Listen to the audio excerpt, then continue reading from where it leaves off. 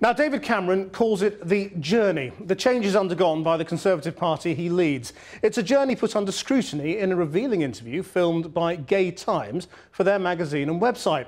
Mr Cameron concedes he doesn't always know how his MEPs in Europe are voting, even on issues such as gay rights, which are a key part of the change. And he appears less than sure-footed in discussing when to have free votes in Parliament on moral issues. Our political correspondent, Cathy Newman, has been watching the interview. On billboards and banners around the country, the election slogan says it all. The Conservatives have changed. Nowhere is this more apparent than on gay equality. The Tories have been on a journey and they think they've arrived at their destination. David Cameron's apologised for Section 28, the law Margaret Thatcher passed to stop schools promoting homosexuality. He's voted in favour of civil partnerships. So in an interview with this month's Gay Times, the Tory leader confidently declared he'd changed his party for good. The party has changed, and I think all centre-right parties, all Conservative parties have to go on this journey. I think we've probably gone a bit further and faster than some Conservative parties in other countries, and there won't be any turning back. So I understand the concern, but I think the change that's happened is real, lasting and irreversible. But is David Cameron taking his party with him? In the European Parliament, his MEPs last year refused to support a motion condemning a new homophobic law in Lithuania. In the interview filmed for the Gay Times website, the Tory leader was asked why. I don't regulate, in fact I barely ever issue instructions to my MEPs to vote in this way or in that way. The MEPs have their own leader, they have their own group, and it's not something I just don't routinely look at their voting behaviour and say, will you do this rather than that? He repeatedly professed ignorance about the vote. I mean, I'll have to go back and look at this particular law. I'll have to go and look at this particular vote in the European Parliament. I don't know about this vote, so, that's a mistake. I'll have to go and look at this vote. David Cameron's pulled his MEPs out of the main centre-right grouping in the European Parliament, so they now sit with colleagues from the Polish Law and Justice Party, which is accused of homophobia. In the interview with the writer and broadcaster Martin Popplewell, David Cameron agrees that gay equality is a fundamental human right.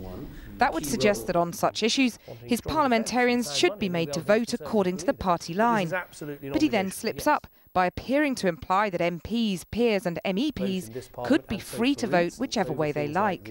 I've tried to have free votes where possible on these sorts of issues, but I'm responsible for the votes here. I'm afraid, sorry, it's not a very good answer, but I'll have to go and look at this particular vote in the European Parliament. But when you say you often have free votes in this Parliament, the Parliament from which you're responsible, if you accept, as you did at the beginning of the interview, that gay equality is basically a fundamental No, sorry, actually, you're right. You're right. No, I mean, I'm not the answer about. Sorry. No, you're right. The two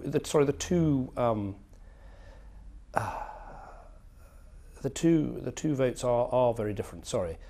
David Cameron was also asked about a vote in the House of Lords on a proposal to allow civil partnerships in churches. The intention of this clause is to remove the prohibition against civil partnerships from taking place in religious buildings. And I think it's right that it should be a free vote. This is a backbench amendment. It's Wahid Ali's amendment. Yes. You say it's a free vote. You want us to vote for you.